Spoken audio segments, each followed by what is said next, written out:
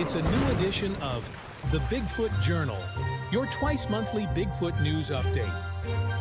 What happened and what's ahead in Bigfoot research and news, only on the Untold Radio Network. The Bigfoot Journal is now.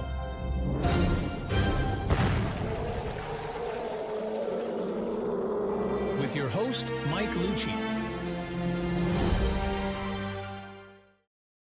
And we're off. What's going on, everyone? Welcome to episode 11 of the Bigfoot Journal, your twice-monthly review of what happened and what's ahead in the Bigfoot world. If it's your first time joining us, here's a quick crash course. We sweep the internet twice a month, highlight the top Bigfoot reports and news stories, and share our findings in a fast-paced 30-minute time frame. Here are this episode's top stories. Did Bigfoot save a missing boy in North Carolina? Our lead story examines the baffling case of Casey Hathaway, who disappeared for 3 days and 2 nights in 2019. We'll break down the timeline of events and why some people think certain details in it point to a potential Sasquatch encounter. The BFRO is hitting a huge milestone in 2025. To celebrate its 30th year of existence, we had a few investigators highlight the organization's impact on Bigfoot research and share some potential encounter stories. The Bigfoot Journal team is also debating stick structures. Are they Bigfoot related, or is there a more plausible explanation behind them? It's part of a brand new segment we're premiering that you don't want to miss. We're debuting a revamped format and we got a lot to cover, so make sure you're settled in for the next half hour because episode 11 starts now.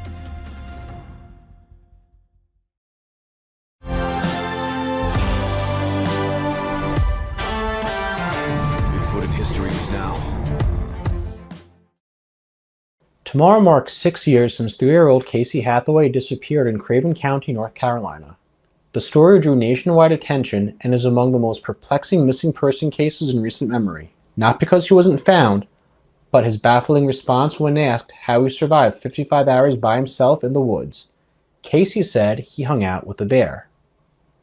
His account prompted a wave of speculation on what happened to him, including some who believe it wasn't a bear, but a Bigfoot that kept him safe. Okay, and what's going on there? We lost my 2-year-old grandson that's walked in the woods back there and we can't find him. Casey was reported missing on January 22, 2019, after vanishing from his great-grandmother's backyard in the town of Vernal.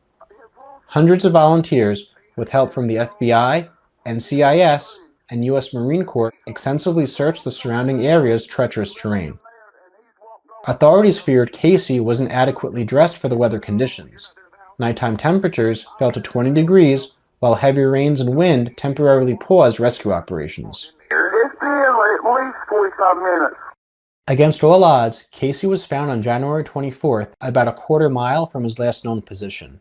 Rescuers waded through waist-deep water to find the boy in a previously searched location. Casey was tangled in vines and thorns. Despite being cold and wet, with a few scrapes and cuts, he didn't suffer any serious injuries. Authorities saw no sign of an abduction.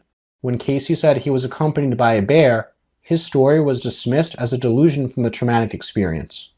Bear experts even said there's no evidence of wild bears being friendly towards people, noting how black bears are afraid of humans and would only approach a child to be predatory. Many questions remain unanswered about Casey's disappearance.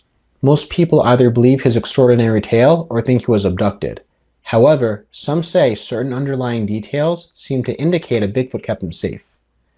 First, there's the notion that a 3-year-old's odds of surviving below freezing temperatures and heavy rainfall alone in the woods are extremely unlikely. Let's also revisit how searchers walked through waist-deep water to reach his location. Casey was only 28 inches tall and weighed 25 pounds. How could he have gotten to that specific spot on his own? In theory, he would have been completely submerged in water that deep. While I couldn't find any modern Bigfoot reports out of Craven County, there are multiple encounters in the surrounding area. Having said that, I did come across 2 intriguing articles from 1875 on a pair of aggressive encounters in Kit Swamp. Both articles mention a strange-looking animal that was 5 feet tall.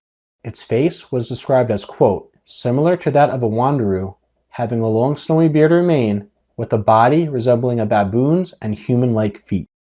Now, here's where things get interesting. In the first article, the creature was found carrying off 2 young children, but released them and fled after being confronted. The second one says 3 men killed the creature after spotting it approaching a woman and 2 more children. Both articles mentioned the animal stole poultry and crops. It was also previously spotted between sundown and dark. Moreover, this isn't the first time a missing child's case involved bears or bear-like animals. In 1868, 3-year-old Katie Flynn disappeared in Walhalla, Michigan. When searchers found Katie standing on a fallen log in a river, they described seeing a large bear swimming away from her that disappeared into the woods. Katie said she walked away with a large black thing which kept her warm at night and fed her berries. In 1883, 18-month-old James Vaughn was allegedly carried off by a bear in southeast Idaho. He was found the next morning sleeping in bedding that was presumably made by the supposed bear. In 1888, the 2-year-old daughter of a man named Millard Davis went missing in Boyceville, New York. Like Katie Flynn, she was found the next day standing in a creek and said she slept in the woods with a large bear. In 1955, 2-year-old Ida Mae Curtis was taken by what the family claimed was a large bear, which grabbed her by one arm and hopped on 3 legs into the woods. She was later found in a crudely built shelter made by sticks that were too heavy for the girl to lift. Like Casey's story, the same question stands with all these accounts. Were these all the work of actual bears, or perhaps something more mysterious? Native American folklore has several stories of Bigfoot-like creatures protecting or kidnapping children. Notable examples include the Hairy Man of Tule River, the Stick Indians, and the Nunhai, the latter being described in Cherokee lore, who lived in parts of North Carolina. Now, there is one notable explanation in Casey's case that's more plausible than a bear or Bigfoot. It's rumored that a neighbor's mentally challenged son, nicknamed Bear, took the child to his home, but was brought back into the woods by Bear's father to protect his son. However, no subsequent articles ever mention this claim, which you think would be thoroughly investigated by law enforcement and a major talking point among media outlets if that were the case. It seems like we'll never know what actually happened to Casey Hathaway. Unless new information comes to light, Casey is the only one who knows the truth about what he experienced during his time alone in the woods. All we can do is speculate, draw our own conclusions based on the available information, and ultimately be glad the boy returned safely to his family.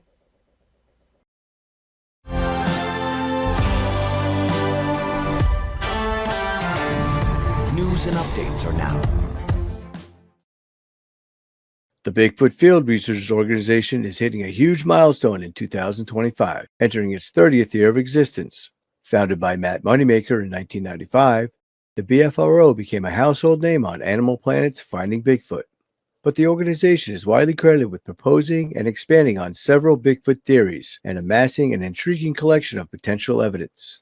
To commemorate its 30th anniversary, we will review the organization's impacts on Bigfoot research, its strongest pieces of potential evidence, and hear some compelling first-hand encounters. We spoke to 3 BFRO investigators who touched on these topics. Eric Spinner, who mainly covers reports in South Jersey and hosts the Squatch Talks podcast. Mike Young, a Connecticut-based investigator, along with Cindy Cadell and her husband, who are based in Oregon. Between the organization's comprehensive database and the bridges it's formed with mainstream science, we asked these investigators to highlight some of the biggest impacts they believe the BFRO has had on Bigfoot research. Well, for sure, with the website, the BFRO.net, I think really is probably the best resource for checking reports and sightings in a geographical area, for sure. I think also by offering the expeditions like they do, I definitely feel that it's encouraged more people to get out and discover nature, as I did at that time. I went on to take it to the next level, of course, and actually become a member of the BFRO and became an investigator back in 2009. And then Matt made me an organizer, I guess around 2014. And that's when I started taking out others into the forest and teaching them how to go about doing this type of research. I mean, I would say, flats with a lot of the mapping and all that is like super important. It just kind of shows a lot of trends and where a lot of the sightings are happening, and then just sharing information among researchers. I also think with Matt Moneymaker, his website, people can go there and find, sightings in the area, but it also kind of opened the door to like shows like Finding Bigfoot. So that's what I think is really important about the BFRO. It kind of like brought it to the spotlight, really. Yeah, kind of took it into the mainstream, I guess. Yeah. The BFRO's science-driven approach Boots on the ground research and use of innovative technology allowed them to analyze several types of potential audio, video, casts, and DNA. During our conversations with these investigators, we covered what they believe are the BFRO's most notable pieces of potential evidence. It's not a single piece of evidence. It is the totality of the evidence that people from all over North America have given witness to. And just the totality of that evidence, it's like putting iron filings on a piece of paper. You know the magnet's underneath, but you don't see the magnet. And that really shows you that there is some sort of creature, some sentient creature. They have children, they have relationships, family structures, and it all really proves that there is something out there. Well, yeah, we took a report down in the Tillamook Forest area, and it was pretty fresh. And whenever the person that reported it, he had a link to some audio recordings that he captured. Within a few days, we went down there and kind of looked around the area. And then a couple of weeks later, we went back to the same area, and we ended up having the same thing happen to us, where we captured some vocalizations of something that we can't identify, I guess. The audio that we collected from that, we've had other people compare it, just on the what they call it, the bioacoustic software, to where it falls, within that same range of a lot of the unknown species recordings that they have, but they don't fall under the category of any of the known species. If that makes sense. The organization's network of dedicated investigators allows them to host multiple expeditions and interview scores of witnesses. We had our guests share some of the most harrowing encounters they've heard and experienced. We were at a spot where they had a thermal sighting 2 nights prior. So in the early morning hours, I had this individual come up to my tent and crouch down and take a deep breath in and then press its hand in over my head. Then a vehicle came around the turn in the road, and that scared the individual away. Todd finally came on the radio and asked if I was okay, and I asked him if he was walking around my tent, and he said no. I got back from BC in 2009 after seeing one up on the hillside above me by the waterfall. I had my first visual sighting. I didn't have any fear at that encounter, though, because it's just like a wave of calm came over me. My hair stood up on my arm. I tried to take a picture, and of course it was blurry. My most famous investigation occurred in Whitehall, New York. A witness had just seen a Bigfoot cross the main highway. I went to the location. There were 2 footprints in the gravel, and I saw the person who took the casts. I interviewed the witness. He reported it to the local Whitehall, New York paper. Then the Albany Times-Union picked it up. The New York Post picked it up. And finally, Fox News Channel picked it up. One time I was at an art show, and one of my friends tells another friend, hey, Cindy's into Bigfoot, which I usually don't go around just telling everybody that. But she's like, oh, one of my coworkers says she saw a Bigfoot.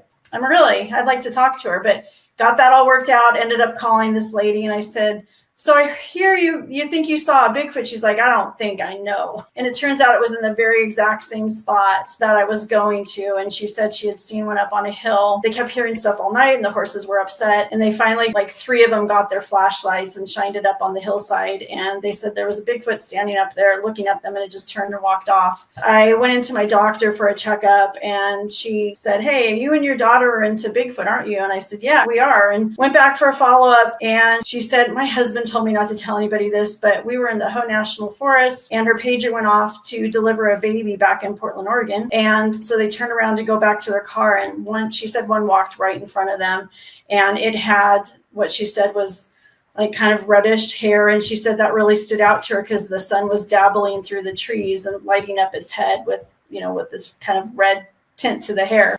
We want to thank Eric, Mike, Cindy, and her husband for sharing their thoughts and encounters. These investigators are also hosting upcoming expeditions this year. Eric's will be in southern New Jersey from June 5th to 8th. Mike Young is holding one in Connecticut from June 19th through 22nd, and Cindy will be having hers in Oregon, also from June 19th through 22nd. For more information on signing up, check out the BFRO website. Regardless of your stance on them, the BFRO is a central hub of invaluable data and resources. Their contributions have led to major scientific advances in Bigfoot research and helped make it a cultural icon in the 21st century. Our team at the Bigfoot Journal would like to congratulate Matt Moneymaker and the BFRO on their milestone anniversary. We wish them nothing but the best and look forward to their future endeavors.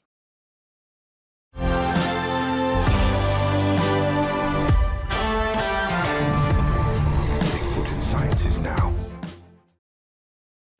A recent study that found potential parallels between chimpanzees and ancient humans might give credence to alleged Sasquatch behaviors. An international team of scientists believe modern chimpanzees use selection processes for stone tools that are very similar to ancient hominins. We'll break down how this study was conducted, review its findings, and what it might reveal about similar theories in Bigfoot research like woodknocks and rocklacs. The study demonstrated how processes used by chimpanzees to select stone tools appear to resemble similar practices documented in Ottawan hominins. The Ottawans existed roughly 3 million to 1.7 million years ago and are the oldest ancient humans known to use stone tools. Studies showed the stone tools used by Ottawans seemed to indicate they had specific purposes, and the processes for crafting them were passed down through generations. The team wanted to examine patterns of choosing stone tools for the purpose of cracking nuts among wild chimpanzees in West Africa. Researchers laid out stones of different shapes and sizes in random order and waited for the primates to make their selections. They observed the chimps using them to crack nuts, documenting each time they selected a stone and how often they used different ones. The chimps were able to identify which stones had certain characteristics that could be used for specific tasks. They used two tools to crack open nuts, a hammer and anvil. Stones used as a hammer were harder. They were chosen based on their weight and shape to crack nuts more effectively. Softer stones were used as anvils, based on their ability to withstand blows from the hammer and preventing nuts from slipping. It became evident that the chimps determined which rocks were most efficient for each task. They figured this out through trial and error or selected stones previously used by other chimpanzees. Moreover, evidence suggested the chimps considered each stone's physical properties like size and weight. The study indicated that these processes and learning from other members could be recurring in different primate groups. Researchers believe these patterns closely resembled the Ottawans, which suggested they used a similar trial and error system to find the best stones for each task. Scientists say this isn't surprising, and cited numerous examples of tool use as an adaptive strategy among chimpanzees. If Bigfoot is real and it's some sort of primate, these findings might indicate they could be influenced by similar factors for selecting tools, like determining their individual properties and mimicking other squatches. If Bigfoot are highly intelligent creatures, many researchers believe their intellect falls somewhere in between humans and their great ape counterparts. So, one can argue they'd be more than capable of following similar processes for selecting similar tools.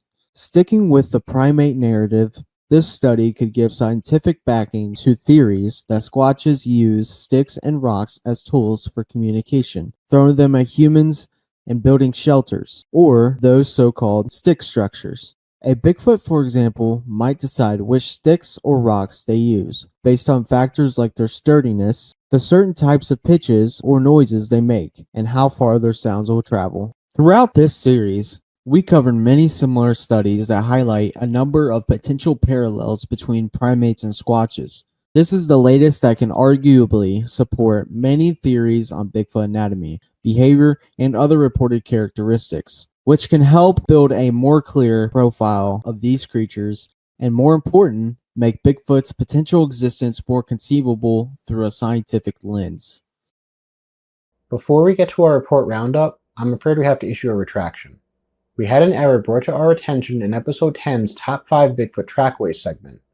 One of the trackways we covered were the prints left by Patty that were cast at the Patterson-Gimlin film site in October 1967, which mentioned tracks that were casted by taxidermist Bob Titmus. There are two major details we need to clarify. First, we initially stated that Bob Titmus was Canadian. This is incorrect. While Bob Titmus lived in Canada for many years, he was actually born in St. Maries, Idaho. We also featured this picture that allegedly showed Mr. Titmus casting tracks at the Patterson-Gimlin film site. This image does not show Bob Titmus. For context, here's an actual picture showing what Bob Titmus looks like around that time. The aforementioned picture is actually one of airplane pilot Keith Shazari. We learned this picture has been in circulation for quite some time under the guise it shows Bob Titmus. This is not the case. So to reiterate, this is Bob Titmus, this is not. I'd like to thank Todd Prescott for pointing out this unfortunate error, and we apologize for any confusion it may have caused. Our team here at the Bigfoot Journal takes the accuracy, integrity, and quality of our work very seriously. We take full responsibility for this mishap and strongly encourage our viewers to hold us accountable in these cases. We'll make sure to take the proper measures when vetting our sources to avoid future mishaps like this from occurring.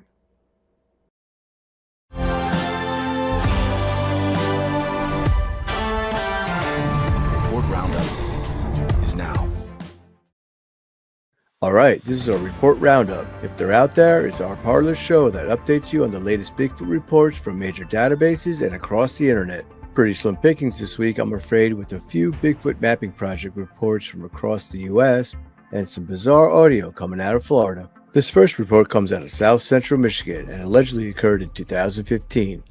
The witness says they were cutting trees on their property and spotted a black 9-foot-tall Sasquatch about 30 feet from where they stood. According to the witness's report, the Bigfoot allegedly stared at them for about 5 minutes. The witness says they dropped their chainsaw, startling them both. When they looked back up, the Bigfoot was gone. Prior to their encounter, the witness claims they were hearing knocking sounds every night in the last year leading up to their alleged sighting. Our next one happened in Central Florida, about 10 miles southeast of Orlando. The witness says they were visiting a friend who lives on Lake Mary Jane. They were sitting on the back porch late one night and claimed to hear a series of loud, distant knocking sounds. The witness described them as sounding like a baseball bat hitting a hollow tree. According to the report, there were 2 sets of knocks over a span of 5 to 10 minutes. We're heading out west for our third report, this one happening near the Rincon Reservation in Southern California. According to the report, this sighting happened last August. The witness says they were driving home one night and saw something running through the bushes. After slowing down, the witness tried taking a video, but the conditions were too dark. However, the witness noted whatever they reportedly saw had red glowing eyes. In addition to their alleged sighting, the witness claims they found multiple prints around their house, and something supposedly watches them through their window. We came across some interesting audio on the Bigfoot subreddit. A Redditor reposted these screams earlier this month, but before we play them, be advised it's very loud and happens very suddenly.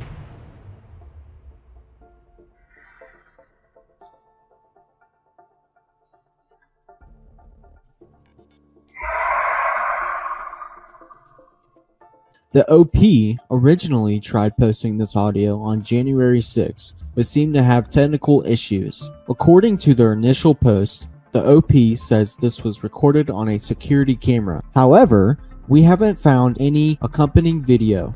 The original post also claims this happened somewhere in Florida. The OP says you can hear an inhale before the main scream, whose signature shows up on the spectrograph, so you might need headphones to hear it clearly.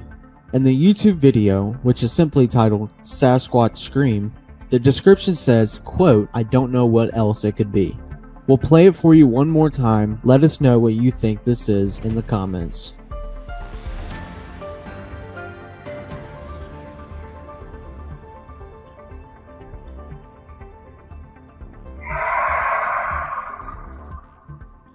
Well, that does it for this episode's Report Roundup. Remember, if they're out there, you'll hear about them, and who knows, maybe the next one happens somewhere near you.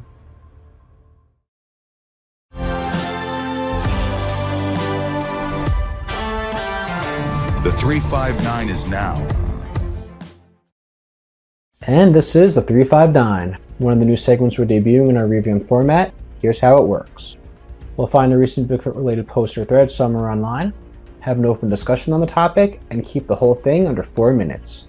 Here's what's on tap for our first powwow. Titled, Tree Structure Deep Dive, this video was published on the Sensible Bigfoot Project YouTube channel. It was shared in dozens of Facebook groups and examines alternate explanations of alleged tree structures. Let's see where everyone stands on this topic. Are stick structures Bigfoot related? Do they have a more natural explanation? Or is it a little bit of both? So let's get into it. The countdown begins now. Start us off, Toby. I think that they're legit. I believe that they use them either to keep people out or to mark their area on where they're staying. I was walking down a trail with a group of investigators. When we got off the trail, there was these 2 skinny trees that we had to walk in the middle of. Later that evening, when we came back off that trail, we all came upon it. There was tree bark and twigs wrapped around the 2 trees that we had to walk through, blocking us from walking past it. We studied it, there's no way that it was natural just because it wasn't there when we walked through there. I just think for the most part, it's just a case of wishful thinking. I just think the depictions are subjective. Like it's like in the eye of the beholder. When you're out in the woods looking for signs of Bigfoot, we all want to see something, we all want to find something, and you just wind up making things out that necessarily aren't the case. It depends on the situation, the area. You can't, discredit snow load and ice storms and what the nature does to trees. Hearing Tobi's experiences, and obviously a couple other people that I've talked to, they've had experiences with tree structures. Perfect example where he found a massive tree structure, and he put his, he's in an area with no cell service, and he put his cell phone in this tree structure and he got cell service. To that point then, natural explanations aside, what characteristics does a stick structure have that qualifies it as potentially being Bigfoot made? I mean, I get that, if limbs or trees fall off of a bigger tree, you're not going to get a stump on the bottom. We get that. But if they're bigger trees, there should be a trunk there, and you can tell if it's been carried. Another way is placement. You want to look at and imagine how it would fall together if it fell from the tree. If it's jammed in there and lodged in there in different ways and shapes, it's not going to fall like that naturally. Back to Tobi's point though, if it looks like it's been carried there or it looks like it's been jammed in, then yeah, you consider it. But even that though, why is it more far-fetched for just, a nearby tree limb breaks off, maybe does a couple of twist twirls, has some momentum falling, hits the ground hard, maybe the ground's a little soft, creates the illusion that it was jammed in. Why is that more inconceivable than, an 8-foot ape creature? I would think that myself. I thought it was kind of stupid to think that a primate would do that. But what changed my mind completely is that experience I had where they blocked our passage with something that wasn't there when we passed through the first time. Them doing that changed my thinking on how they utilize foliage to make some kind of message or markings or whatever. To my knowledge, if anyone could point me to something, but no one's ever observed a Squatch making one of these things, so how do we know for sure that these are Bigfoot related? It's all speculation. That also another good point to bring up though. We go up to the Olympic project with the nest sites. It's the same thing with them utilizing foliage, sticks, whatnot. They've gathered hair that's came back to unknown primate hair, that some kind of primate was up there that built a nest. That corresponds with the theory of them making stick structures. How would we put this theory to the test that we're going to tie these things to being Bigfoot related? How would you test that out in the field? Separate natural causes to what's believed to be unnatural. Study how trees fall naturally and hit the ground. Different wind cycles, wind speeds. I think you just got to get more cameras out in the woods. If you're expecting a big storm coming up and there's an area that's had tree structures in the past, set up some cameras and see what that area does during a storm. Maybe even on a night ops, set up shop near it. Take note of certain characteristics like the types of trees that they're made of, how they're set up, details about the branches, and just look for maybe certain pattern. Even then though, I still think there's other variables that you can't rule it out being natural or man-made. Check out the Sensible Bigfoot Project YouTube channel. You'll find links in the video's description. Otherwise, that wraps up our first edition of the 359. Make sure to share your thoughts on this discussion and any ideas for future topics. We really hope you enjoyed this powwow, and we look forward to the next one.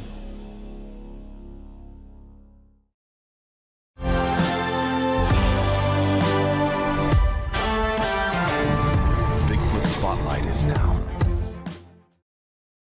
What's going on, everyone? We're back at it for another Bigfoot Spotlight, the part of our show where we highlight a few recent Bigfoot live streams, films, and events. This edition covers a new book and some recent documentaries with a few unique Bigfoot angles I think you'll enjoy.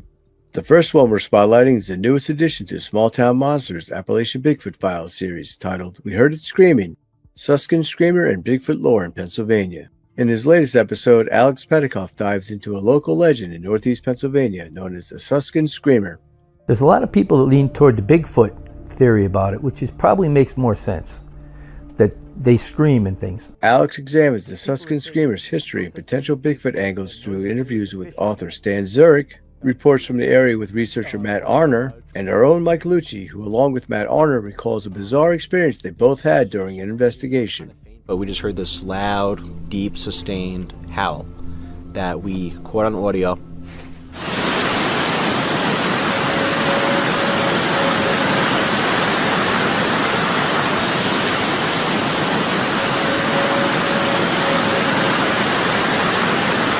Next, it's a new book, Planet Strange by Tom Powell.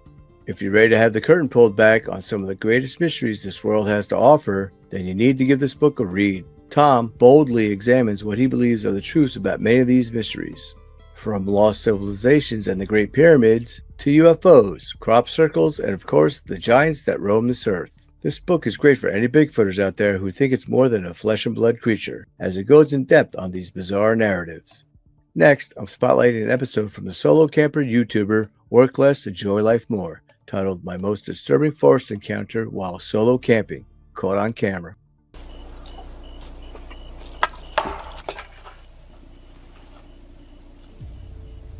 I wanted to spotlight this video because Larry isn't a Bigfoot researcher.